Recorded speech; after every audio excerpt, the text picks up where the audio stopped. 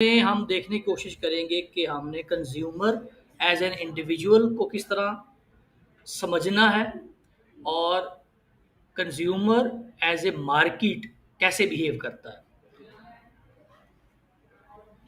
पूरी मार्केट का जो सब यूनिट होता है दैट इज़ इंडिविजुअल। मैं और आप एक इंडिविजुअल हैं और इंडिविजुअल की साइकोलॉजी समझना बहुत ज़रूरी है जब भी हम मार्केटिंग की बात करते हैं। देयर आर फ्यू क्वेश्चंस जो कि मैं पोज करूंगा और आपसे रिक्वेस्ट होगी कि आप इन सवालों को याद रखें और इस सेशन के एंड तक इन क्वेश्चंस को आंसर करने की कोशिश हम करेंगे। द फर्स्ट क्वेश्चन इज, क्या इंसान हमेशा रैशनैलिटी से डिसीजन मेकिंग करता है? सवाल का मतलब ये है कि अगर मुझे ये चीज़ 50 रुपए की मिल रही हो तो क्या कोई ऐसी कंडीशन हो सकती है कि मैं इसके लिए 55 रुपए पे करने के लिए तैयार हो जाऊं? अगर मैं 55 रुपए पे करने के लिए तैयार हो रहा हूं तो इसका मतलब है कि मैं रैशनैलिटी के साथ डिसीजन मेकिंग नहीं कर रहा, इरैशनल है ये मेरा इमोशनल डिसीजन है। रैशनैलिटी का मतलब होता है कि वैल्यू मैक्सिमाइजिंग डिसीजन मेकिंग। तो द फर्स्ट क्वेश्चन इज कि क्या इंसान एज एन इंडिविजुअल हमेशा रैशनैलिटी से डिसीजन मेकिंग करता है? पहला सवाल ये है। दूसरा क्वेश्चन ये है कि इमोशंस, पीयर प्रेशर और हमारी फैमिली का हमारे डिसीजंस के ऊपर क्या असर होता है? यस और नो। तीसरा सवाल भी सर जवाब ना दें, सिर्फ सवाल सुन लें। तीसरा क्वेश्चन ये है कि क्या डिसीजन मेकिंग करते हुए इंडिविजुअल कस्टमर, मैं और आप, कोई रूल ऑफ थंब अप्लाई करते? रूल ऑफ थंब का मतलब ये है कि ये ऐसे ही होता है, ये ऐसे ही होता है। मैंने मोबाइल ख़रीदना था तो मेरे भाई ने ख़रीदा था तो उसने सैमसंग लिया था, तो चूंकि उसने सैमसंग लिया था तो मैं भी सैमसंग ही लूँगा। इसको कहते हैं डिसीजन मेकिंग बाइसेस, यूरिस्टिक्स कहते हैं इसको। This is called heuristics, rule of thumb. तो क्या इंडिविजुअल कस्टमर जब डिसीजन मेकिंग करता है तो वो रूल ऑफ थंब से करता है या कोई और क्राइटेरिया अप्लाई करता है? तीसरा सवाल ये है। और चौथा सवाल ये है कि क्या कंज्यूमर डिसीजन मेकिंग करते हुए कोई प्रोसेस करता है या नहीं करता? कोई प्रोसेस फॉलो करता है, सर्टन स्टेप्स उठाता है, या इम्पल्सिव बाइंग करता है? इम्पल्सिव क्या है? What is impulsive? जो हम सोचे समझे बगैर कोई काम करते हैं। आप किसी शॉपिंग मॉल में गए, आपने जो चीज़ खरीदनी थी वो खरीदी, जब आप बिल कराने लगे तो आपको वहाँ पे कोई पड़ी हुई चीज़ पसंद आ गई तो आपने खरीद ली। तो ये वाला जो खरीदना है, दिस इज इम्पल्सिव बाइंग। तो चौथा सवाल ये है कि क्या कंज्यूमर इम्पल्सिव बाइंग करता है? और आखिरी और पांचवा और अहम सवाल ये है कि क्या कंज्यूमर की डिसीजन मेकिंग प्रोसेस एक स्टैंडर्डाइज प्रोसेस होता है, इरिस्पेक्टिव ऑफ द फैक्ट कि ये 50 रुपए का पेन खरीदना है, 50,000 रुपए का मोबाइल खरीदना है, 50 लाख का प्लॉट खरीदना है, या 5 करोड़ की गाड़ी खरीदनी है? ये सारे डिसीजन मेकिंग से कस्टमर कोई चीज़ परचेज करने के लिए कुछ डिसीजंस कर रहा है।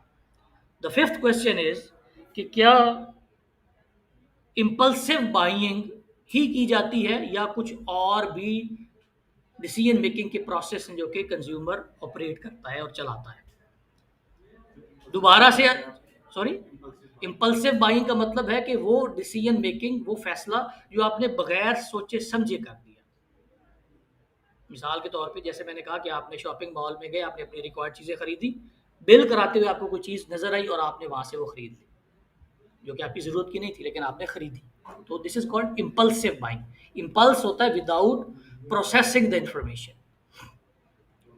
और दोबारा बात वो मैं शुरू वाली दोहरा दूं कि हम जब कंज्यूमर मार्केट्स को स्टडी करने की कोशिश करते हैं या उसको स्टडी करने लगते हैं तो कंज्यूमर मार्केट का जो यूनिट ऑफ एनालिसिस है दैट इज इंडिविजुअल कंज्यूमर।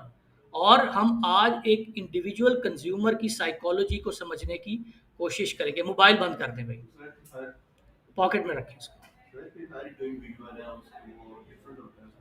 यही तो 5 सवाल हैं जिनके ऊपर हमने आज बात करनी है। तो इन सवालों को आपने याद रखना है और at the end of the session हम इनके ऊपर दोबारा रिफ्लेक्ट करने की कोशिश करेंगे कि क्या ये वाले जो सवाल हमने पोज किए हैं कंज्यूमर को एज एन इंडिविजुअल स्टडी करने के लिए और कंज्यूमर को एज ए मार्केट स्टडी करने के लिए, जब बहुत सारे कंज्यूमर्स मिलते हैं, इंडिविजुअल्स मिलते हैं, तो एक मार्केट बन जाती है। और उसी मार्केट का जो यूनिट होता है वो एक इंडिविजुअल, एक बंदा होता है। अभी मैंने जवाब नहीं मांगे, अभी मैंने सवाल रखे हैं, तो अभी अब होल्ड करें ना सवाल। अभी हम पढ़ेंगे 3 घंटे के बाद आप सवाल पूछिएगा, हौसला करें।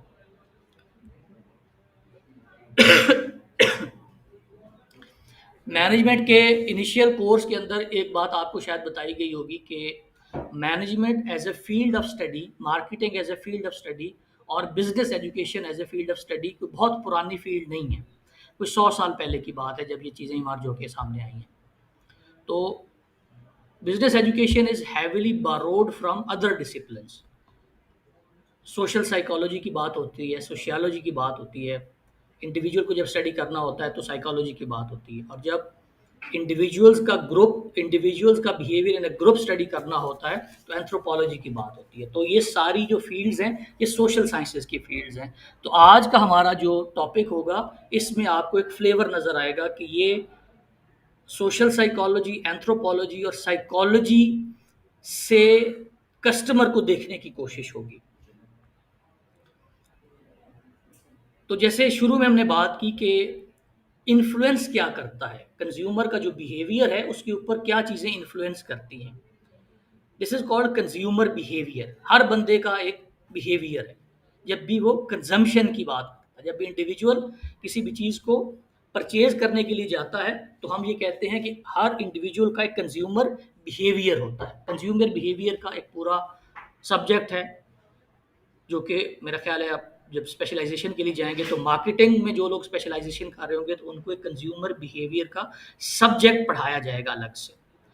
तो consumer behaviour is the study of how individuals, मैं और आप, groups and organization select, buy, use and dispose of goods, services, ideas or experiences to satisfy their needs and wants।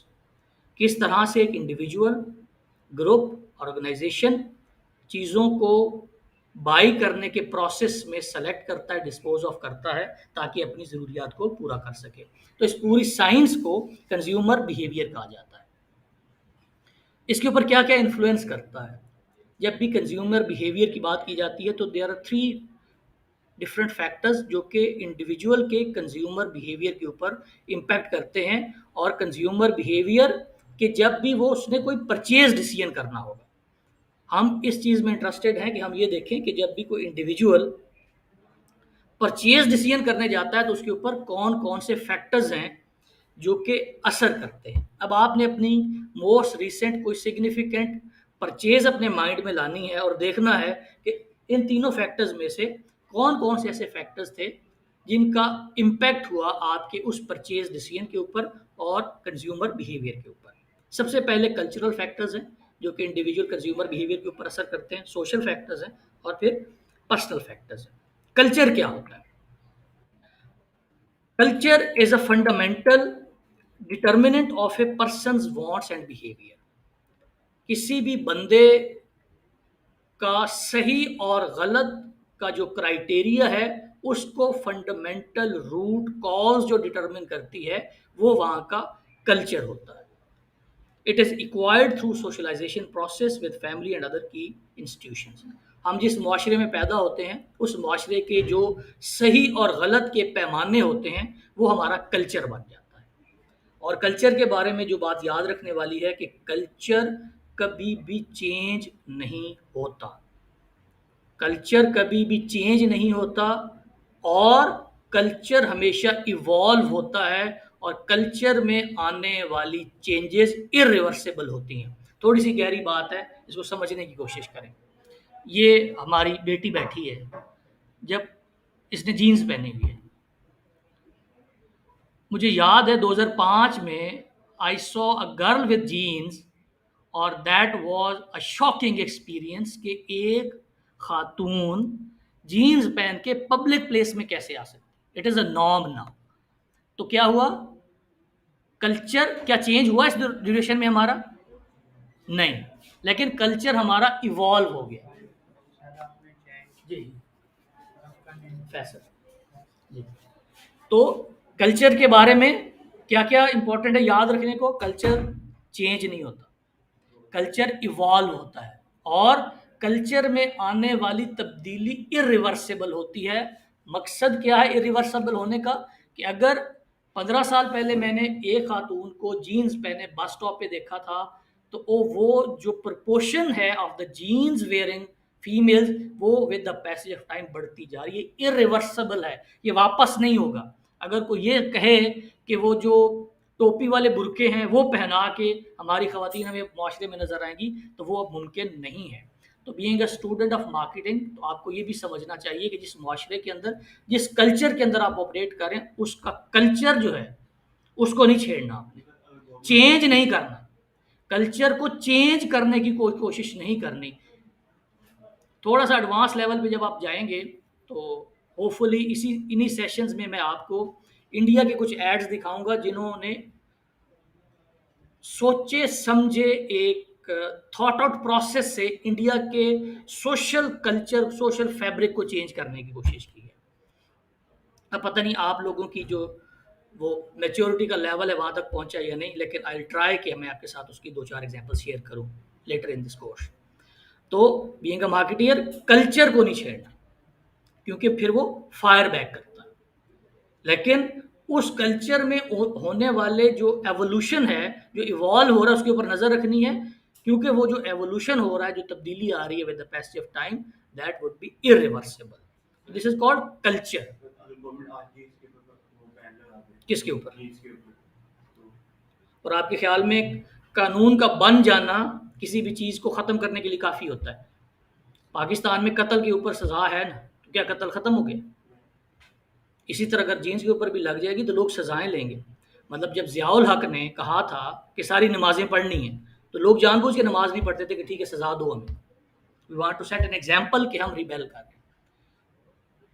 बरे सगीर की जो एक ओवरऑल साइकोलॉजी है, हम 200 साल तक चूँकि ग़ुलाम रहे हैं, तो हम कानून को तोड़ के फ़ख्र महसूस करते हैं।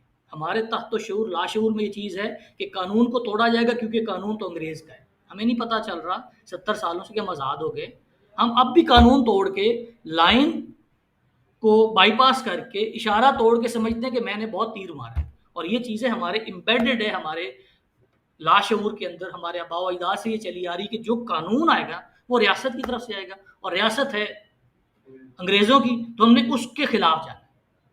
तो कानून किसी चीज़ का सलूशन नहीं होता, कानून नहीं होता, सिविक सेंस होती है कि मुआशरा खुद अडॉप्ट कर ले, सिविक सेंस, इससे तब्दीली आती है। जीन्स वाला, वैसे एक बॉस्टन यूनिवर्सिटी के प्रोफेसर हैं Adil Najam, he presented a case study कि Afghanistan in human history is the only example जिसने मुआशरे के अंदर आने वाले चेंज को रिवर्स किया है। 70 और 80 की दहाई में हर सड़क के ऊपर अफ़गानिस्तान में आपको शराब मिलती थी, अब उनकी आईएमएफ के साथ मीटिंग्स हो रही हैं और आगे पगड़ियों वाले बैठे हुए। तो ये रिवर्स किया है उन्होंने, but this is a case study. और जो रिसर्च होती है उसमें एक असूल होता है कि this is exception, exception prove the rule. अगर आप कोई कानून बनाएंगे तो उसमें से एक आध आपको एक्सेप्शन ज़रूर मिलेगी जो कि उस कानून को नहीं मानेगी, और वो एक्सेप्शन ही ये साबित करेगी कि ये रूल सही है। तो अफ़गानिस्तान इज़ एन एक्सेप्शन जिसमें एक सोशल एवोल्यूशन के नतीजे में तब्दील होने वाले कल्चर को रिवर्स किया गया। तो दिस इज़ कल्चर। सबसे पहले जो असर पड़ेगा किसी भी इंडिविजुअल कंज्यूमर बिहेवियर के डिसीजन मेकिंग के प्रोसेस में, उसका जो पहला फैक्टर होगा वो कल्चर का होगा। अब कल्चर के अंदर कुछ सब कल्चर्स होते हैं। एक cultural group with in a larger culture often having beliefs or interests at variance with others of the large culture, Pakistan का एक यूनिफाइड कल्चर है। अब इसके अंदर सब कल्चर्स कौन कौन से हैं? सिंधियों का अलग है, पंजाबियों का अलग है, जो यहाँ के लोकल हैं उनका अलग है, जो उर्दू स्पीकिंग जो माइग्रेट करके आए हैं उनका अलग है। तो सब कल्चर इज कि जो larger unit of the culture है, जिसकी कम्युनिटी की आइडेंटिटी तो सेम है, लेकिन उसके अंदर कुछ ऐसे बड़े बड़े ग्रुप्स हैं जो कि यूनिफाइड है, जो एक दूसरे से मिलते हैं। तो सब कल्चर में भी कुछ ऐसे फैक्टर्स होते हैं जो कि आपके इंडिविजुअल कंज्यूमर बिहेवियर के ऊपर असर करते हैं। पहला, सिंधी बलोची नेशनैलिटी। तो नेशनैलिटी जो है ये भी एक सब कल्चर होता है। Religion, religion is also a सब कल्चर। रेशियल ग्रुप, रेस आपकी कौन सी है। फिर जियोग्राफिकल लोकेशन, रीजन आपका कौन सा है। तो दीज आर सब कल्चर जिनकी वजह से आपके इंडिविजुअल कंज्यूमर बाइंग प्रोसेस के ऊपर असर पड़ते हैं। जियोग्राफिकल लोकेशन की वजह से, रेशियल ग्रुप की वजह से, रिलीजन की वजह से और नेशनैलिटी की वजह से। There are concept which is called social stratification. Social stratification का मतलब ये होता है कि मुआशरे के अंदर वाइल इंटरेक्टिंग वो लोग एक ग्रुप बना लेते हैं जिनका इंटरेस्ट और बिलीफ सिस्टम रिलेटिवली सिमिलर होता है। होमोजेनियस ग्रुप्स होते हैं। होमोजेनियस का मतलब क्या होता है? एक जैसे। एक जैसे ग्रुप्स मुआशरे के अंदर इंटरेक्ट करते हुए, चूंकि उनका वैल्यू सिस्टम और बिलीफ सिस्टम एक तरह का होता है, और हर मुआशरे के अंदर एक हायरार्की होती है। हायरार्की का क्या मतलब है कि जैसे हमारे मुआशरे में कुछ हैं जो कि बिल्कुल लो स्टार्ट ऑफ सेगमेंट है हमारी सोसाइटी का, गरीब लोग हैं। फिर उसके बाद है कुछ मिडिल क्लास है, कुछ लो मिडिल क्लास है, कुछ हमारी फिर अपर मिडिल क्लास है, फिर कुछ एलीट क्लास है। तो ये जो तकसीम हो जाती है किसी भी मुआशरे के अंदर, this is called social stratification. Hierarchy जब बनती है किसी भी मुआशरे में ऑन द बेसिस ऑफ जो वैल्यू सिस्टम है, जो इनकम ग्रुप है, उसकी वजह से जो तकसीम बन जाती है, तो हर सतह के ऊपर एक सोशल स्ट्रेटिफिकेशन बन जाती है, एक ग्रुप बन जाता है। पाकिस्तान तहरीक इंसाफ, पीएमएलएन, पीपीपी, ये आपको मीडिया में एक दूसरे के लड़ते हुए नजर आएंगे। किसी एक फैमिली को उठा लें, उसकी शादियां आपस में सबके साथ हुई होंगी। क्या है? This is social stratification. Media groups, हमारी जो इंटेलिजेंशिया है, हमारे जो मुआशरे का ब्रेन क्रस्ट है, हमारी जो इलीट है, जो हमारे मुआशरे का ओपिनियन लीडर्स हैं, ये एक सोशल ग्रुप है। बज़ाहिर आपको उनके इंटरेस्ट एक दूसरे के साथ कॉन्ट्रडिक्ट करते हुए नजर आएंगे। वो जो हमारे चीफ जस्टिस थे, वो जिन्होंने डैम फंड शुरू किया था, साकिब निसार, साकिब निसार की शादी में मीडिया भी है, जुडिशरी भी है, आर्मी वाले भी हैं और सारी पॉलिटिकल पार्टीज भी हैं। तो क्या है कि चूंकि हम एक अपर लेवल ऑफ सोसाइटी के ऊपर मूव करते हैं, तो हमारा एक, बेशक बज़ाहिर हमारी दुश्मनी है, लेकिन हम एक सोशल स्ट्रेटिफिकेशन का हिस्सा है। तो जब भी कंज्यूमर बिहेवियर को देखना है आपने, तो एक चीज़ ये भी इन्वेस्टिगेट करनी है, ये भी एक्सप्लोर करनी है कि उस मुआशरे के अंदर कौन कौन से सोशल स्ट्रेटिफिकेशन के लेवल्स बने हुए हैं। नॉर्मली ये वो लेवल्स हैं, 7 लेवल्स हैं जो किसी भी सोसाइटी के अंदर होते हैं। लोअर लेवल होता है, अपर लेवल होता है, वर्किंग लेवल होता है, मिडिल क्लास होती है, अपर मिडिल क्लास होती है, लोअर अपर होता है और अपर अपर होता है। तो ये वो वाला एक सोशल स्ट्रेटिफिकेशन की तकसीम है जिसमें आप अपनी मार्केट को डिवाइड कर सकते हैं। तो दीज आर कल्चरल फैक्टर्स जो कि किसी भी इंडिविजुअल कंज्यूमर बिहेवियर के ऊपर असरअंदाज होंगे। दूसरे हैं social factors. In addition to the cultural factors, social factors such as reference group, family, social role and status affect our buying behavior. Culture के अलावा जिस मुआशरे, जिस सोसाइटी का आप हिस्सा होते हैं, उसके अंदर कुछ ऐसे यूनिट्स होते हैं जो कि आपके परचेज डिसीजन के ऊपर इम्पैक्ट करते हैं। रेफरेंस ग्रुप का क्या मतलब होता है कि रेफरेंस ग्रुप ऐसा ग्रुप होता है जिसके साथ आपका डायरेक्ट और इनडायरेक्ट इंटरेक्शन होता है और आपके वो डिसीजन को इम्पैक्ट कर सकता है। मिसाल के तौर पे कौन कौन से ग्रुप्स हो सकते हैं? पहला ग्रुप होता है जिसको कहते हैं जी membership group.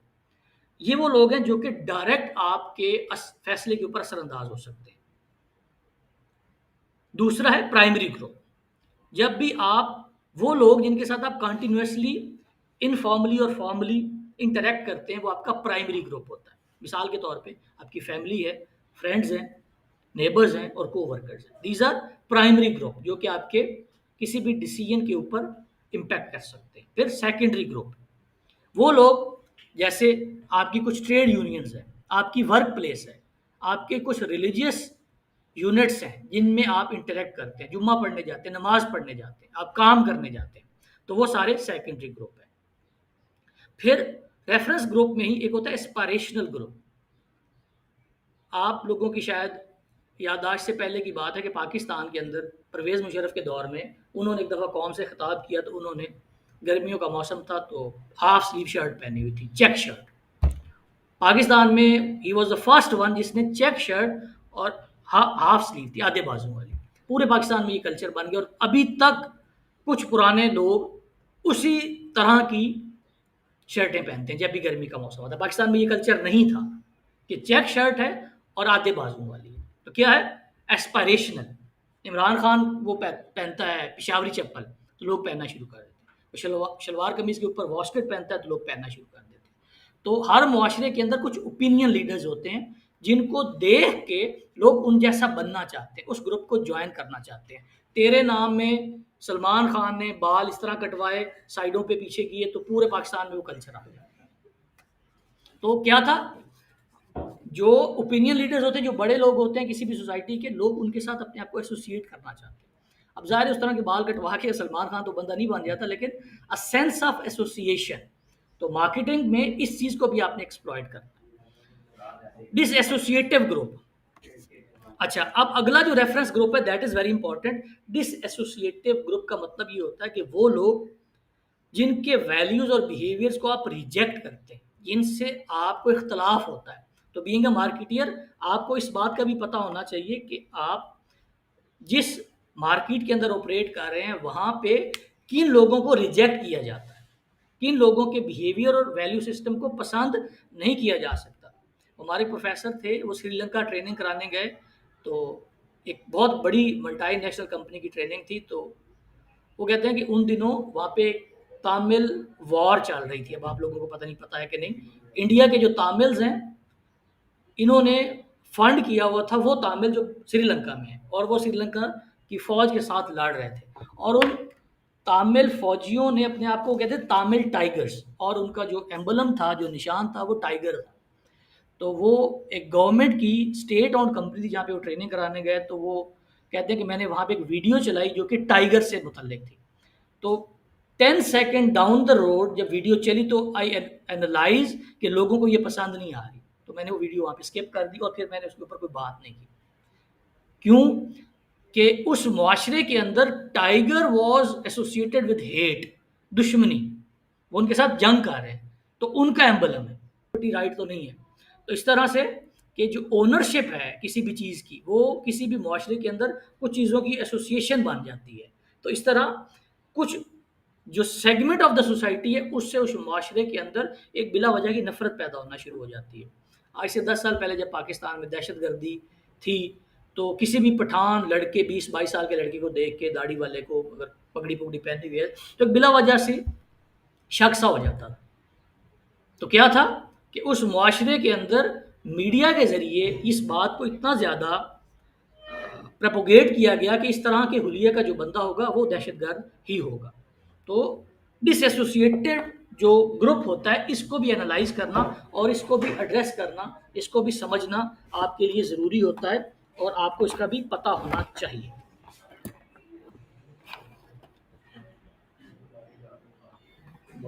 Thank you.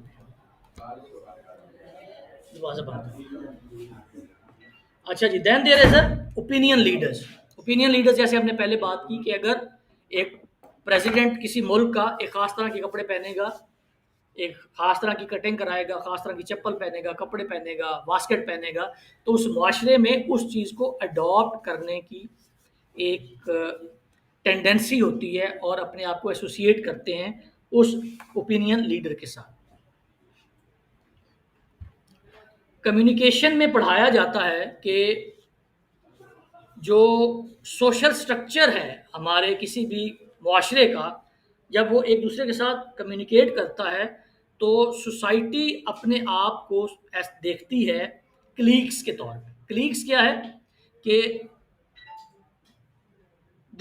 they see society as consisting of cliques, small groups whose members interact frequently। वो सब यूनिट्स जो आपस में एक दूसरे के साथ फ्रीक्वेंटली इंटरेक्ट करते हैं, according to the communication research these are called cliques. इनका जो बिहेवियर होगा वो सिमिलर होगा।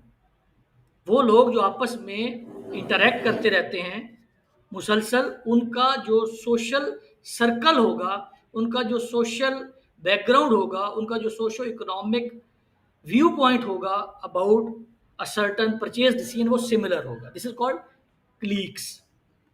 और ये वो तमाम फैक्टर्स हैं जिनको हम सोशल फैक्टर्स कहते हैं, जो हमारे मुआशरे के हिस्से की वजह से हमारे किसी भी डिसीजन के ऊपर असरअंदाज हो सकते हैं। देन मुआशरे का ही हिस्सा हमारी फैमिली होती है।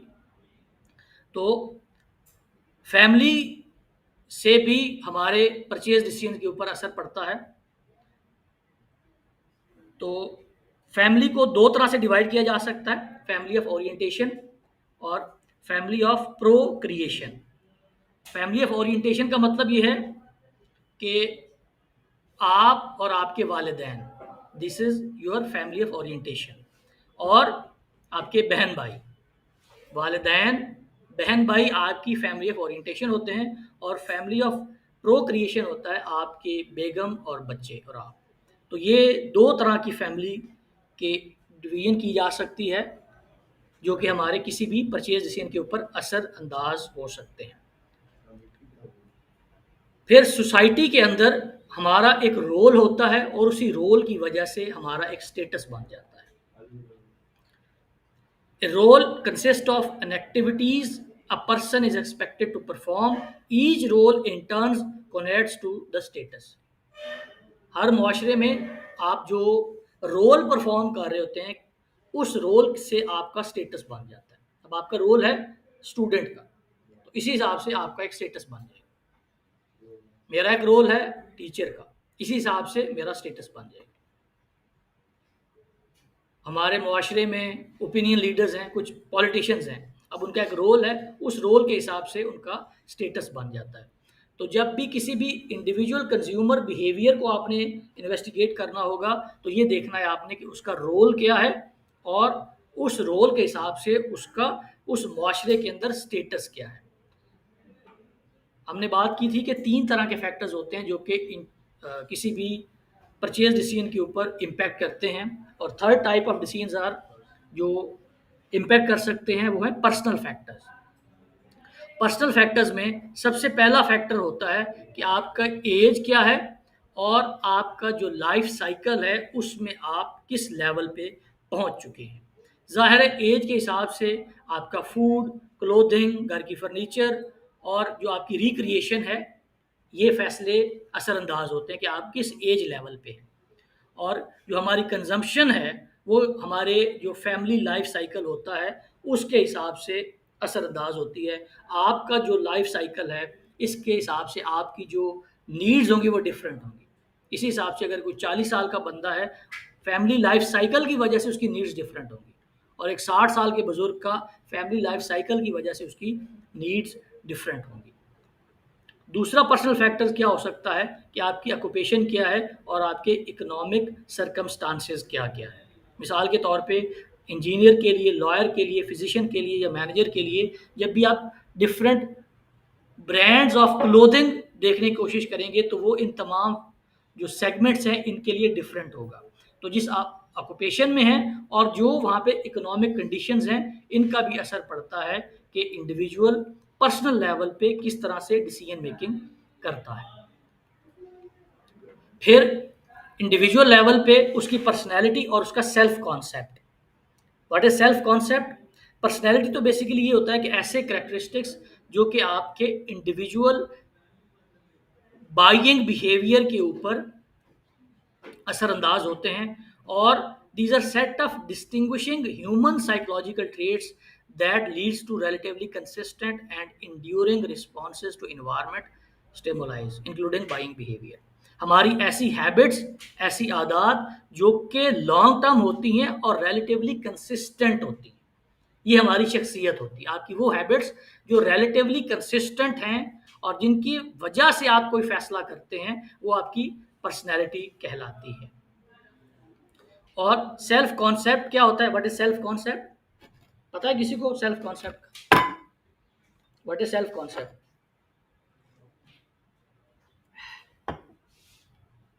पता होना चाहिए था, अब तक पता चल जाना चाहिए था।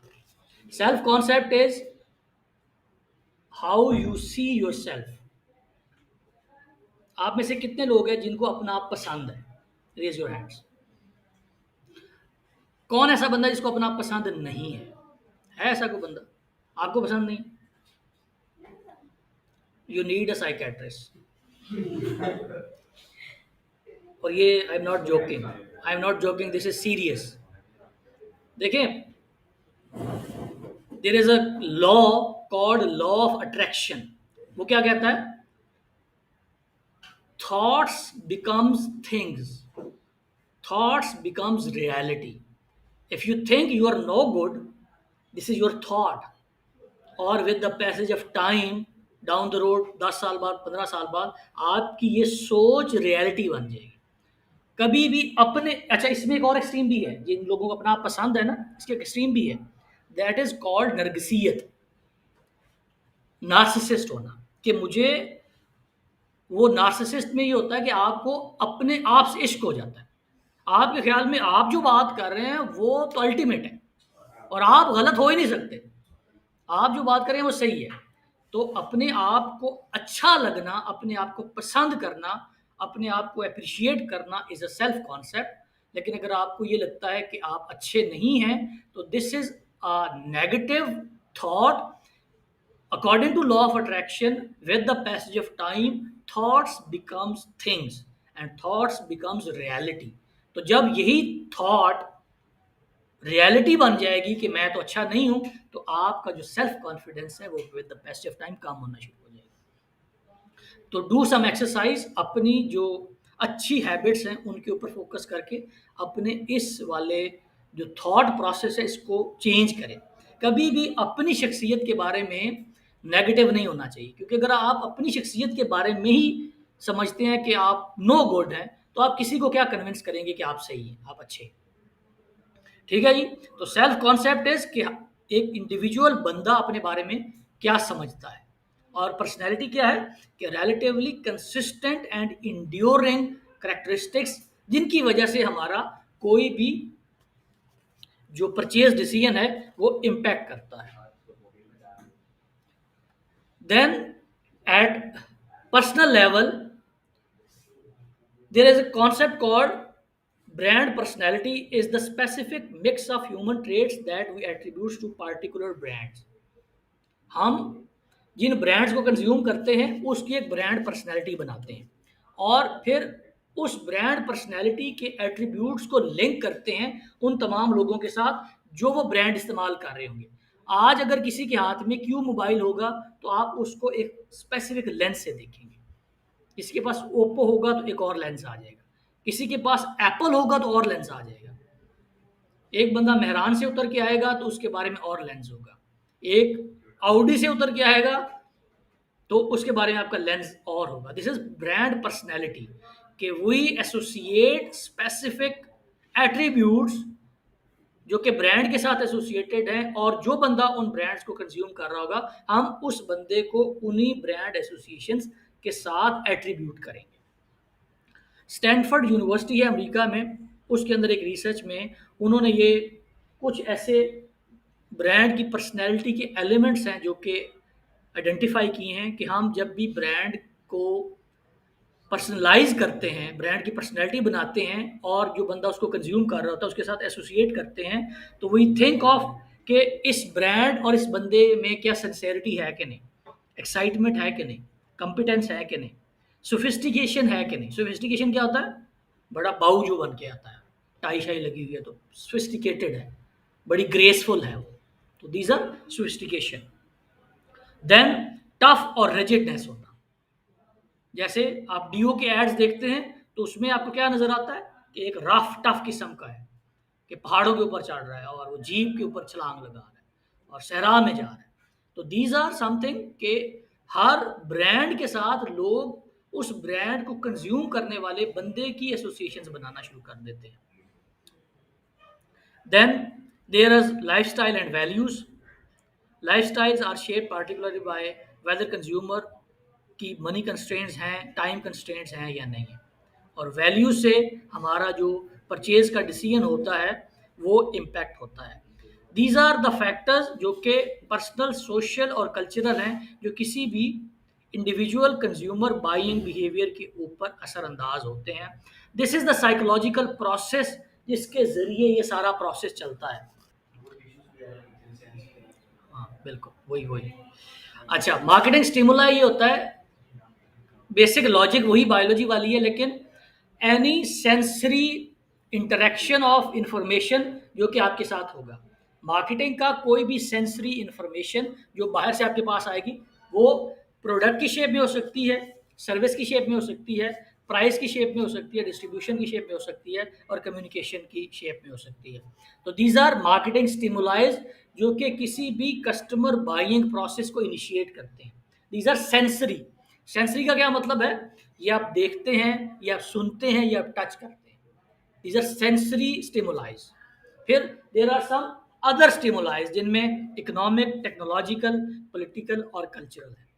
ये भी हमें फोर्स करते हैं कि हम कोई भी परचेज डिसीजन, जब भी साइकोलॉजिकल प्रोसेस चलेगा तो उसका जो मॉडल ऑफ कंज्यूमर बिहेवियर है उसमें ये वाले फैक्टर्स भी अपना हिस्सा डालते हैं। Then there is a consumer psychology. Consumer psychology में मोटिवेशन है, उसकी परसेप्शन है, लर्निंग है और मेमोरी है। ये चार फैक्टर्स हैं जिनको हम आगे जाके पढ़ेंगे। Then there are consumer characteristics, culture, social और पर्सनल, इनके ऊपर हमने बात कर ली है। अब marketing stimuli moderated by other stimuli, जिसके बाद कंज्यूमर का साइकोलॉजी का इम्पैक्ट पड़ेगा और उसके पर्सनल करेक्टरिस्टिक से एक बाइंग डिसीजन प्रोसेस शुरू हो जाएगा जिसमें वो प्रॉब्लम रिकग्निशन करेगा। इसके ऊपर भी हम आगे जाके बात करेंगे। इन्फॉर्मेशन सर्च करेगा, इवेल्यूएशन ऑफ द अल्टरनेटिव्स करेगा, परचेज डिसीजन करेगा और फिर पोस्ट परचेज उसका कोई बिहेवियर बनेगा और जिससे एक परचेज डिसीजन बनेगा। पर वो प्रोडक्ट कौन सी लेता है, ब्रांड कौन सा लेता है, डीलर कौन सा सेलेक्ट करता है, परचेज की अमाउंट क्या है, परचेज की टाइमिंग क्या है और पेमेंट मेथड कौन सा है। This is in nutshell the consumer behaviour model, जिसके ऊपर जैसे मैंने पहले कहा कि अगर आप मार्केटिंग में स्पेशलाइजेशन करेंगे तो later stages of your BBA में एक पूरा कोर्स पढ़ाया जाता है जिसमें कंज्यूमर बिहेवियर को पढ़ाया जाता है। 4 की साइकोलॉजिकल प्रोसेस हैं जैसे हमने पहले बात की कि कौन कौन से, motivation, perception, learning and memory. These are individual consumer psychology. जैसे मैंने कहा था कि marketing is heavily borrowed from other disciplines, तो यहाँ पे हम साइकोलॉजी की बात कर रहे हैं। तो स्टिमुलाई रिस्पॉन्स मॉडल क्या है कि जब भी जो स्टार्टिंग पॉइंट है कंज्यूमर बिहेवियर को स्टडी करने का वो स्टिमुलाई रिस्पॉन्स से होता है और इसमें जो साइकोलॉजिकल प्रोसेस में इन्वॉल्व होते हैं वो मोटिवेशन है, परसेप्शन है और लर्निंग है। और ये चारों चीज़ें हैं जो कि कंज्यूमर के रिस्पॉन्स के ऊपर इम्पैक्ट करती हैं। अब ये जो आपने बायोलॉजी वाली बात की ना, स्टिमुलाई रिस्पॉन्स मॉडल क्या है? स्टिमुलाई रिस्पॉन्स मॉडल ये है कि अमेरिका के अंदर एक बंदे ने एक, इसका बैकग्राउंड ये है कि वो ये समझते हैं कि हम बायोलॉजिकली इंसान और जानवर में फ़र्क नहीं है। गोरे ये समझते हैं कि बायोलॉजिकली इंसान और जानवर में फ़र्क नहीं है, हम बंदरों से आगे आए हैं और वो भी बंदर हैं या वो भी डॉग है या कुत्ता है या जो भी है। तो at a biological level humans and animals are same. उन्होंने एक डॉग के ऊपर एक एक्सपेरिमेंट किया। एक्सपेरिमेंट ये था कि उसने देखा कि मेरा जो डॉग है ये किस वक्त खाना खाता है। जिस वक्त वो खाना देना होता था वो उसको खाना नहीं देता था। एक सर्टन दूर से बैठ के अपने पास खाना रख के एक बेल बजाता था। अब जब बेल बजाता था तो कुछ अरसे बाद वो डॉग इम्यून हो गया कि जब भी बेल बजेगी इसका मतलब है कि मुझे खाना मिलेगा। और चूंकि एक ये बायोलॉजिकल प्रोसेस चला डॉग के अंदर, तो जब भी कुत्ते को भूख लगती है तो उसके मुंह से स्लाइवा बहता है, जो लुआब होता है वो बहना शुरू हो जाता है। तो उसने ये साइकोलॉजिकल एक एक्सपेरिमेंट कुत्ते के ऊपर पहले किया। अब उसने किया ये कि कुछ अरसे बाद जब उसने, इसको कहते हैं कंडीशनिंग हो जाना, साइकोलॉजी में एक चीज़ होती है कंडीशनिंग। कंडीशनिंग क्या है कि अगर पंखा नहीं चल रहा होगा तो मुझे नींद नहीं आएगी, एसी नहीं चल रहा होगा, लाइट नहीं बंद होगी, तो यह क्या होगा कि आपने एक चीज़ को दूसरे के साथ कंडीशन कर दी। साइकोलॉजी में इसको कहते हैं कंडीशनिंग। तो कुत्ते की कंडीशनिंग ऐसे हो गई कि जब भी बेल बजेगी तो इसका मतलब होगा मुझे फूड मिलेगा। अब उसने किया ये कि एक दिन बेल बजाई, खाना नहीं रखा सामने, तो कुत्ता आया और उसके मुंह से फूड ना होने के बावजूद सलाइवा बहना शुरू हो गया। तो उन्होंने ये इससे नतीजा ये निकाला कि अब ज़ाहिर है वो कुत्ते के ऊपर उन्होंने एक्सपेरिमेंट किया था, तो उनके ख्याल में तो animals and humans are same. तो उन्होंने कहा कि अगर आप कंडीशनिंग कर देते हैं किसी भी कंज्यूमर की with the stimuli, bell was a stimuli, external sensory एक इनपुट मिल रही थी उसको। तो अगर आप किसी तरह से इंसान की भी किसी प्रोडक्ट के साथ कंडीशनिंग कर दें और उसका स्टिमुलाई रिस्पॉन्स मॉडल बना दें, तो एक परचेज डिसीजन को इंस्टिगेट किया जा सकता है, इनिशिएट किया जा सकता है, ट्रिगर किया जा सकता है। तो जब भी आपको भूख लगी है या नहीं लगी, आपको मैकडोनल्ड का ऐड नज़र आए, तो मैकडोनल्ड को कंडीशन कर दिया जाए कंज्यूमर के साथ कि जब भी मैकडोनल्ड का ऐड आएगा आपको भूख, यू हैव टू सी कि देयर आर सम फैक्टर्स जो कि बायोजेनिक फैक्टर होते हैं, कि हमारे कुछ बायोलॉजिकल नीड्स हैं। जैसे अभी हम बात कर रहे थे ना कि वो समझते हैं कि इंसान और एनिमल सेम है। पार्टली बात ठीक भी है, कैसे कि कुछ हमारा बायोलॉजिकल सेल्फ है। बायोलॉजिकल सेल्फ का क्या मतलब है? मुझे भूख लगती है, कुत्ते को भी भूख लगती है। मुझे नींद आती है, कुत्ते को भी नींद आती है। मैं चाहता हूँ मुझे आराम मिले, कुत्ता भी यही चाहता है। तो क्या हो गया? There is a similarity at a biological level. तो जब भी टेंशन होगी at a biological level due to hunger, thrust and discomfort, इसको हम कहते हैं कि कोई भी जो बायोजेनिक फैक्टर है, इट कैन ट्रिगर मोटिवेशन। दूसरा, कुछ ऐसे होते हैं जो कि साइकोजेनिक टेंशन अराइज करते हैं। जैसे अगर आप बहुत अच्छा काम कर रहे हैं, बहुत अच्छे ग्रेड्स आ रहे हैं, लेकिन आपको रिकग्नाइज नहीं किया जा रहा, आपकी क्लास आपको रिकग्नाइज नहीं कर रही, आपकी तारीफ नहीं कर रही, आपको इनकरेज नहीं कर रही, तो ये क्या है? This is your psychogenic factor, जिसकी वजह से टेंशन अराइज होगी। तो टेंशन अराइज करने के लिए there are biological factors, there are psychological factor. इन दोनों फैक्टर से मिल के आपको एक मोटिव मिलता है जिससे आप कुछ करना चाहते हैं, कि motive is drive to do something. कुछ हमारे बायोलॉजिकल फैक्टर्स, कुछ हमारे साइकोलॉजिकल फैक्टर्स, इनके अंदर जब टेंशन आती है, जब डिस्कम्फर्ट आता है, तो दिस लीड्स टू मोटिव। और मोटिव का मतलब क्या है? To drive to do something.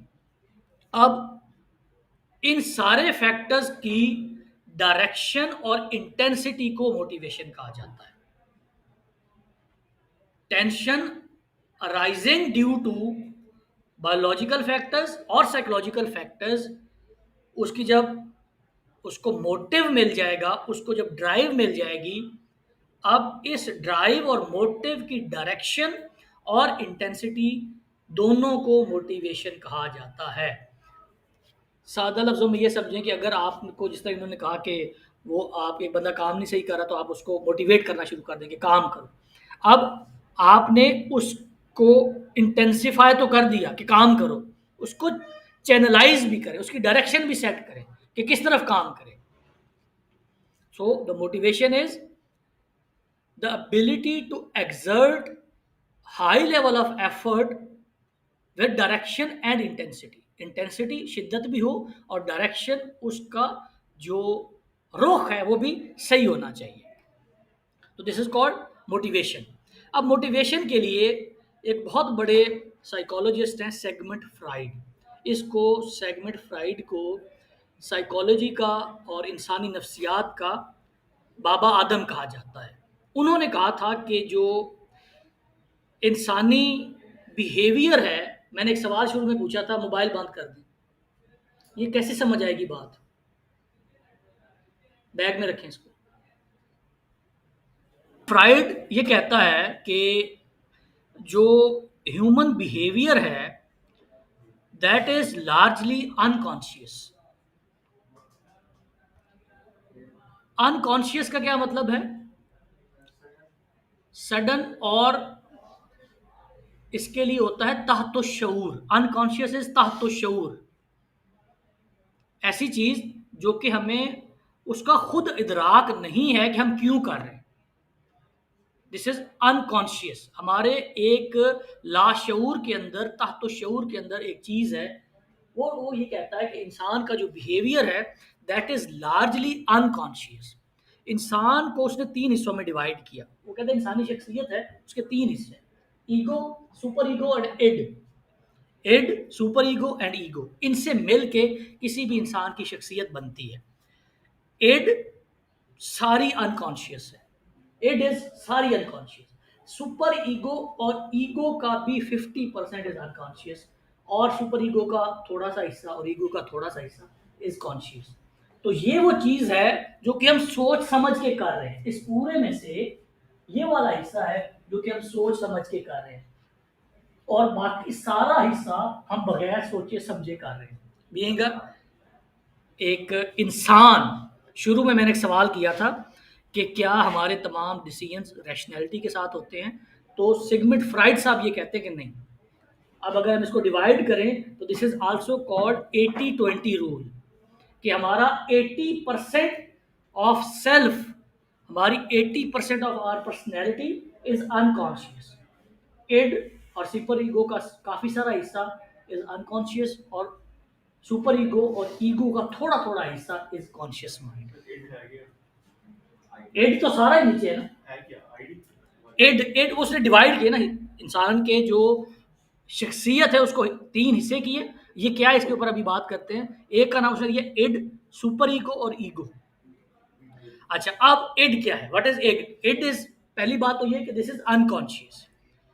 ये पार्ट ऑफ माइंड वो वाला है हमारा जो कि हमें प्लेयर की तरफ लेके जाता है। Part of our mind which seeks to bring us pleasure, और हमारी ये जो primitive part of our personality है। प्रिमिटिव का क्या मतलब है? कि हमारे आबाओ अजदाद से ऐसे ही चला आ रहा है, और बिल्कुल ये रॉ है। प्रिमिटिव होता है इब्तदाई। तो इब्तदाई जो शख्सियत का हिस्सा है दैट इज कॉल्ड इड। इसमें हमारी अग्रेशन है, गुस्सा है, हमारी सेक्सुअल डिजायर्स हैं, और ये बेसिकली ये वो क्या है, this is the biological self, जो कि जानवरों में भी उतनी है और इंसान के अंदर भी उतनी ही है। तो दिस इज इड, ये भी इनकॉन्शियस हो गया। फिर ईगो क्या है? ईगो इज कॉन्शियस, जिसको हम समझते हैं। This is rational self. और रैशनल क्या है? Value optimizing tendency of human. जब इंसान ये समझे कि इस चीज़ को मुझे 50 में मिलती है तो मैं 50 में ही खरीदूंगा। This is our ego. अब ईगो का वो जो हम इस्तेमाल करते हैं उसका मतलब ये नहीं है। दिस इज जो माहिर नफ्सियात जिस टर्म के अंदर ईगो को इस्तेमाल करते हैं। तो अवेयर ऑफ रियलिटी होना, किसी भी शख्सियत का किसी भी हकीकत के इदराक तक पहुंच जाना इज ईगो। फिर देर इज सुपर ईगो। ये हमारे जो अनकॉन्शियस माइंड का हिस्सा है, और दिस डील्स विद मोरालिटी, कि क्या अच्छा है क्या बुरा है। This is super ego. तो ये है सेगमेंट फ्राइड की, इंसान की जो शख्सियत है उसके तीन हिस्से उसने किए थे। अब यहाँ पे मैं आपको एक बड़ी इंटरेस्टिंग और हमारी फोक विजडम से एक थ्योरी बनी हुई है वो आपके साथ में शेयर कर देता हूँ। बहुत पुरानी बात है। एक छोटा सा दुकानदार था जहाँ से बेसिकली मेरा ताल्लुक है, वहाँ पे मतलब उनकी एज थी तकरीबन 80 साल, पार्टीशन से पहले के वो आए हुए थे यहाँ पे पाकिस्तान में। तो वो किसी से बात कर रहे थे, मैं अपने वालिद साहब के साथ गया तो मैं सुनने लग गया। तो वो जिनके साथ बात कर रहे थे वो किसी का जिक्र हुआ कि उसके बच्चे क्यों नहीं अच्छे, वो खुद तो बहुत अच्छा है। किसी बंदे का जिक्र हुआ कि वो खुद तो बहुत अच्छा है लेकिन उसके बच्चे क्यों नहीं अच्छे। तो उस दुकानदार ने एक बहुत ही खूबसूरत और एक रिमार्केबल लाइन बोली। वो कहता है इंसानी शख्सियत के तीन हिस्से होते हैं, तो हम, तासीर और सोबत, इन तीनों चीज़ों से मिलके इंसान बनता है। तुखम क्या है? जेनेटिक्स। आपको पेरेंट्स से क्या मिला, 33 नंबर इसकी होगी। तासीर, आपने बच्चों को खाना कैसा खिलाया। और सोबत, कंपनी, किन लोगों के साथ वो बैठता है। तो फिर बहुत अरसे बाद जब मैं यूएमटी में पढ़ रहा था तो मैंने अपने प्रोफेसर, जब उन्होंने हमें एक सब्जेक्ट था ह्यूमन सेल्फ एंड बिहेवियर का, तो सेगमेंट फ्राइड की जब थ्योरी उन्होंने पढ़ाई तो मैंने फिर उनको बताया कि एक बंदे से मैंने ये सुनी है। फिर उस प्रोफेसर ने वो थ्योरी नोट की और फिर एक बायोलॉजी के प्रोफेसर थे, बायोलॉजिकल एविडेंस लेके उन्होंने इसके ऊपर एक पेपर लिखा कि ये जो तकसीम है इंसान की, तुखम, तासीर और सोबत वाली, ये साइंटिफिकली प्रूवन है। हर बंदे के में जेनेटिक्स का भी असर होता है, किस तरह का वो खाना खाएगा उसका भी असर होगा, और किस तरह के लोगों में बैठेगा। दिस इज़ वेरी ऑब्वियस, क्योंकि ये सिगमंड फ्राइड की ही ये थ्योरी है कि आपकी शख्सियत is average of the 5 people जो कि आपके करीब तरीन है। आपकी शख्सियत इज़ एन एवरेज उन 5 लोगों के जिनके साथ आप बैठते उठते हैं।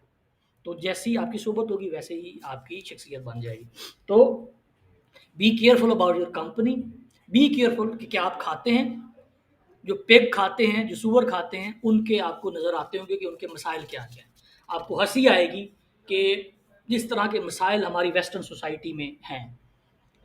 वो हमारे एक अज़ीज़ हैं, उनका बेटा गया हुआ था अमेरिका पढ़ने, तो वो कहता है वहाँ पे एक डिपार्टमेंट है यूनिवर्सिटी में अ, जिसके अंदर सिर्फ़ उन बच्चों को एडमिशन मिलता है जो कि आइडेंटिटी क्राइसिस का शिकार होते हैं। This was something new for me कि आइडेंटिटी क्राइसिस क्या होता है। अमेरिका के अंदर एक बहुत बड़ा क्राइसिस इस वक्त उनकी यूथ में ये है कि एक बच्चा है, वो कहता है कि मैं पैदा तो लड़का हुआ हूँ लेकिन I want to be a girl.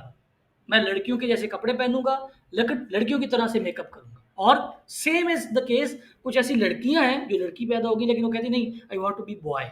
तो दिस इज आइडेंटिटी क्राइसिस के बंदे को इस बात का क्राइसिस पड़ गया है कि मैं लड़का हूँ या लड़की हूँ, बंदा हूँ या बंदी हूँ। तो ये क्या है? दिस इज फ्रॉम तासीर कि क्या खाया उन्होंने। अब this sounds like an illogical argument कि ये कैसे हो सकता है कि एक बंदा ये कह के लड़का होने के बावजूद कि मैं लड़की हूँ और लड़की कह के मैं लड़का हूँ। दिस इज आइडेंटिटी क्राइसिस और दिस इज वेरी सीरियस। तो दिस इज सिगमंड फ्राइड। फिर आपने मैस्लो की हायरार्की ऑफ नीड पढ़ी होगी कि जब भी आप इंडिविजुअल बाइंग बिहेवियर को देखते हैं तो 5 तरह की नीड्स होती है किसी भी इंसान की। आपने ये देखना है कि वो किस लेवल ऑफ नीड के ऊपर है। फिजियोलॉजिकल नीड है, फूड, वाटर एंड शेल्टर है। Then there is safety need, security और प्रोटेक्शन चाहता है इंसान। फिर सोशल नीड्स है, वो सेंस ऑफ बिलोंगिंग और लव चाहता है। फिर स्टीम नीड है, वो चाहता है कि उसको रिकग्नाइज किया जाए, उसके स्टेटस को माना जाए, उसकी सेल्फ स्टीम को रिकग्नाइज किया जाए। फिर सेल्फ एक्चुअलाइजेशन है, जब बंदा कहता है कि मुझे अब अपने लिए कुछ नहीं चाहिए, आई वांट टू पे बैक। तो मैस्लो की हायरार्की ऑफ नीड ये कहती है कि ये 5 ज़रूरियात हैं जो कि इसी ऑर्डर के अंदर पूरी होनी चाहिए। सबसे पहले आपकी फिजियोलॉजिकल नीड पूरी होनी चाहिए, फिर सेफ्टी, फिर सोशल, फिर सेल्फ स्टीम और फिर सेल्फ एक्चुअलाइजेशन।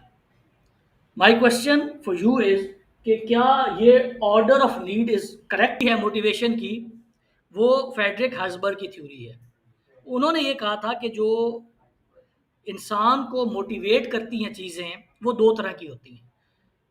कुछ ऐसे फैक्टर्स होते हैं जिनको उसने कहा वो इंट्रिंसिक फैक्टर्स होते हैं जो कि रिलेटेड होते हैं सेटिस्फैक्शन से और जॉब सेटिस्फैक्शन से।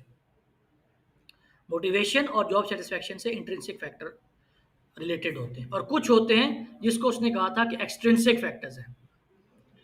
एक्सट्रिंसिक फैक्टर्स का मतलब ये होता है कि ये जॉब डिससेटिस्फैक्शन से रेलेवेंट होते हैं, और उनको डिवाइड उसने ऐसे किया था कि कुछ ऐसे मोटिवेटर्स होते हैं और कुछ हाइजीन फैक्टर्स होते हैं। हाइजीन फैक्टर्स का मतलब ये है कि ये फैक्टर्स अगर एलिमिनेट कर दिए जाएं, ख़त्म कर दिए जाएं तो जॉब डिससेटिस्फैक्शन होती है, लेकिन अगर ये हों तो मोटिवेशन नहीं होती। Hygiene factors are those factors कि अगर उनको एलिमिनेट कर दिया जाए तो जॉब डिससेटिस्फैक्शन होती है, लेकिन अगर हों तो मोटिवेट नहीं करते ये। और फिर दूसरे फैक्टर्स होते हैं जिनको हमने मोटिवेटर्स का नाम दिया कि वो फैक्टर्स जिनकी वजह से जॉब सेटिस्फैक्शन इंक्रीज होती है और मोटिवेशन आती है। अब ये है वो वाला मोटिवेटर्स और हाइजीन फैक्टर्स का ग्रुप जो उन्होंने बनाया कि अगर आप ये चाहते हैं कि आप मोटिवेट करें एम्प्लॉयज़ को या कस्टमर्स को, तो आपको क्या ऐड करना होगा? आपको अचीवमेंट ऐड करनी होगी, रिकग्निशन करना होगा, वर्क करना होगा, रिस्पॉन्सिबिलिटी, अचीवमेंट, एडवांसमेंट और ग्रोथ ऐड करना होगा। ये वाले फैक्टर्स हैं जो कि सेटिस्फैक्शन का बायस बनते हैं। और हाइजीन फैक्टर्स ये कौन से हैं कि अगर ये नहीं होंगे तो डिससेटिस्फैक्शन होगी, अगर ये होंगे तो सेटिस्फैक्शन नहीं होगी। दिस इज जो कि बेसिक पैरामीटर है कि सुपरविजन अच्छी होनी चाहिए, कंपनसेशन अच्छी होनी चाहिए, रिलेशनशिप विद द सुपरवाइजर अच्छा होना चाहिए, सिक्योरिटी, स्टेटस, सबॉर्डिनेट्स रिलेशनशिप अच्छा होना चाहिए, पर्सनल लाइफ का मसला नहीं होना चाहिए और रिलेशनशिप विद पीयर्स ठीक होना चाहिए। तो मोटिवेशन के हवाले से हमेशा से जो ट्रेडिशनल व्यू ये था कि या बंदा मोटिवेटेड होता है या डीमोटिवेटेड होता है, सेटिस्फाइड होता है या डिससेटिस्फाइड होता है। तो जो हार्सबर्ग का व्यू है वो ये है कि नहीं, सेटिस्फैक्शन और डिससेटिस्फैक्शन के दरमियान देयर इज अ स्टेट जिसको हम नो सेटिस्फैक्शन या हाँ न्यूट्रल या नो डिससेटिस्फैक्शन भी कह सकते हैं कि एक ऐसा टाइम भी होता है जब कोई सेटिस्फैक्शन भी नहीं है और डिससेटिस्फैक्शन भी नहीं है। फिर साइकोलॉजिकल प्रोसेस में हमने कहा था कि first is motivation, then there is a perception. Perception is the process by which we select, organize, and interpret information inputs to create a meaningful picture of the world. आपके लिए इसमें learning क्या है? In marketing perceptions are more important than reality because perception affects consumer actual behaviour. और perception की जो basic definition है वो क्या है कि perception is the way we interpret data and give a meaningful interpretation to the data, and it may be based on reality and it may not be based on reality. Perception हमेशा सही नहीं होती, perception गलत भी हो सकती है। तो मार्केटिंग के लिए रियलिटी से ज्यादा इंपॉर्टेंट परसेप्शन होती है। ठीक है, परसेप्शन में मसाइल क्या होते हैं? एक तो सेलेक्टिव अटेंशन होती है, फिर सेलेक्टिव रिटेंशन होती है, सेलेक्टिव डिस्टॉर्शन होती है और सब मिनिमल जो परसेप्शन है ये भी एक इशू है while we create the perception of a consumer.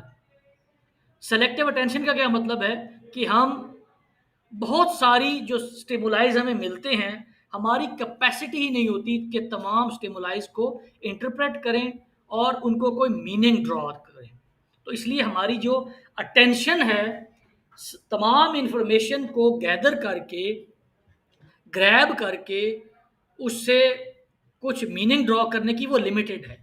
तो हम अटेंशन ही हमारी लिमिटेड होती है, सेलेक्टिव। फिर there is a selective retention, वो तमाम इंफॉर्मेशन जो हम इनकाउंटर करते हैं एज ए कंज्यूमर, उसमें से जो रिटेन करते हैं वो उसका एक छोटा सा पार्ट होता है। और सेलेक्टिव डिस्टॉर्शन का क्या मतलब है कि हमारी ये टेंडेंसी होती है कि हमारी कुछ प्री कंसेप्शंस होती हैं। प्री कंसेप्शंस का क्या मतलब है कि कुछ ऐसी बातें हैं जिनको मैं पहले से अज्यूम करके बैठा हुआ हूँ, तो जो भी परसेप्शन में बना रहा हूँ वो उस प्री कंसीव परसेप्शन की बेसिस के ऊपर बना रहा हूँ। जैसे एग्जांपल में ब्लाइंड टेस्ट टेस्ट की हमने बात की थी पिछली किसी क्लास में। ब्लाइंड टेस्ट टेस्ट वॉज के आपने एक चीज़ परसीव की हुई है कि कस्टमर की जो इंगेजमेंट है विद द प्रोडक्ट वो टेस्ट की वजह से है। तो सेलेक्टिव डिस्टॉर्शन भी होती है कस्टमर के अंदर, तो आपने इसको भी अवॉइड करना है। फिर सबलिमिनल परसेप्शन ये होती है कि perception of A series of stimulise which the person is not consciously aware. हम बहुत सारी चीज़ें ऐसी होती हैं जिनको कॉन्शियसली अनअवेयर रहना चाहते हैं, उनका पता ही नहीं होता। जाहिर है पूरी दुनिया के अंदर एक जो फ्लड ऑफ इंफॉर्मेशन है उसमें से बहुत सारी ऐसी चीज़ें होंगी जिनका हमें नहीं पता होगा। तो उन तमाम चीज़ों को प्रोसेस करके स्टोर करना किसी भी इंसान के लिए ह्यूमनली पॉसिबल ही नहीं है। देन लर्निंग, जो तीसरा की साइकोलॉजिकल प्रोसेस है मोटिवेशन और जो हमारी परसेप्शन है उसके बाद, that is learning. Learning is a change in our behaviour arising from experience. और हमारा जो most of the human behaviour is learn through learning in जी most human behaviour is learn through much learning is incidental. और learning की theories ये believe करती हैं कि हमारा जो ड्राइव स्टिमुलाइज क्यूज और रिस्पॉन्स और जो रीइंफोर्समेंट है, इनसे हमारी लर्निंग होती है। तो लर्निंग को स्टडी करने के लिए there has to be a drive, internal stimuli which is impelling for the action. कोई भी ऐसा इंटरनल स्टिमुलाई होना चाहिए जो कि हमें ड्राइव कर रहा हो, जिसकी वजह से हम कोई एक्शन कर रहे हो। फिर there are some cues. Cue का क्या मतलब है? A minor stimuli that determine whether sorry when where and how a person would respond. Cue का क्या मतलब है? कि जिससे हम अंदाजा करेंगे कि किस तरह से कोई भी इंडिविजुअल परफॉर्म करेगा। Then there is a discrimination, कि हम तमाम जो स्टिमुलाइज होते हैं मार्केटिंग के, उनको सिमिलर तरीके से रिस्पॉन्ड नहीं करते, बल्कि उसके अंदर जो डिफरेंस होता है उसको रिकॉग्नाइज करते हैं। लर्निंग में ही there is called hedonic bias. Hedonic bias क्या है? पाकिस्तान में बहुत ज़्यादा है। Occurs when a person have a general tendency to attribute success to themselves and failure to the external causes. कामयाबी मेरी वजह से है और नाकामी दूसरों की वजह से है। FATF से इमरान खान ने निकलवाया है और महंगाई शहबाज शरीफ ने की है। दिस इज हेडोनिक बायस, कि कामयाबी की वजह मैं हूं और नाकामी की वजह पता नहीं कौन है। इमोशंस, बस आखिर मेमोरी रह गया, इसके बाद मेमोरी करके ख़त्म करते हैं। इमोशंस क्या होते हैं? Consumer response is not all cognitive and rational. ये हमने शुरू में जो दो सवाल किए थे उसको यहाँ से आपने लिंक करना है कि consumer response is not all cognitive, cognition होती है knowledge, and rational is value maximizing, much may be emotional and invoke different kinds of feelings. हमारे जो एक्शंस होते हैं वो रैशनल समटाइम्स नहीं होते, कॉग्निशन की बेस के ऊपर नहीं होते, नॉलेज की बेस के ऊपर नहीं होते, और it may be based on feeling and emotions. Brands can make people feel proud, excited, and confidence. So ads can create feeling of amusement, disgust और वंडर। तो हम इमोशंस के ज़रिए भी कंज्यूमर्स को इंगेज करते हैं और उनके दरमियान जो बाइंग प्रोसेस के अंदर जो की साइकोलॉजिकल प्रोसेस है उसको ट्रिगर करने की कोशिश करते हैं। और चौथा जो साइकोलॉजिकल प्रोसेस है दैट इज़ मेमोरी, कि हमें क्या क्या याद रहता है। मेमोरी के दो हिस्से होते हैं, one is called short term memory STM, और दूसरी होती है हमारी लॉन्ग टर्म मेमोरी। कुछ ऐसी चीज़ें होती हैं जो कि रिसेंट पास से मुतल्लिक होती हैं और कुछ ऐसी चीज़ें होती हैं जो कि बहुत पुरानी होती हैं। और इसमें जो समझने वाली बात है वो ये है कि जो एसोसिएटेड नेटवर्क जो मेमोरी मॉडल है, it is a set of nodes and links. जैसे कंप्यूटर में होता है नोड्स एंड लिंक्स, कि कुछ नोड्स हैं जहाँ पे इंफॉर्मेशन स्टोर हुई है और कुछ लिंक्स हैं जिनसे उस इंफॉर्मेशन को मीनिंग्स मिलते हैं। तो nodes are stored information connected by links that vary in strength, जिससे जो स्ट्रेंथ है उन लिंक्स के जरिए ड्रॉ की जाती है। और मेमोरी का प्रोसेस क्या है? Memory is a constructive process. इंसान की जो मेमोरी है ये with the passage of time construct होती है। फिर हम मेमोरी को इनकोड करते हैं कि हमने how and where information get into the memory, और फिर रिट्रीवल है कि हमने उसमें से कितनी मेमोरी को बाहर निकालना है और उस मेमोरी को इस्तेमाल करना है। तो जो चारों साइकोलॉजिकल प्रोसेस हैं उनका एक हाइपोथेटिकल स्टेट फॉर्म मेंटल बनता है कि जब भी कंज्यूमर किसी भी प्रोडक्ट किसी भी ब्रांड के बारे में सोचेगा तो वो बहुत सारी चीज़ें हैं जो कि साइकोलॉजिकल प्रोसेस जिसके चार हिस्से हैं उनमें से ड्रॉ होकर निकल के आएंगी, और इनमें से कोई भी हो सकती है। It could be reliable, dependable, reputation अच्छी है, अराउंड है for the long time, safe है, रिस्पॉन्सिव है, कन्वीनियंट है, रिप्यूटेबल है, फास्ट सेटलमेंट है।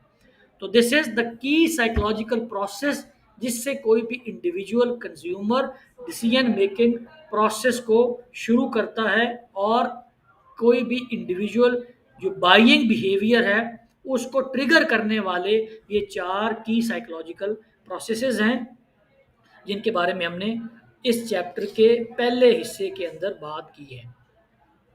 कोई सवाल है जी?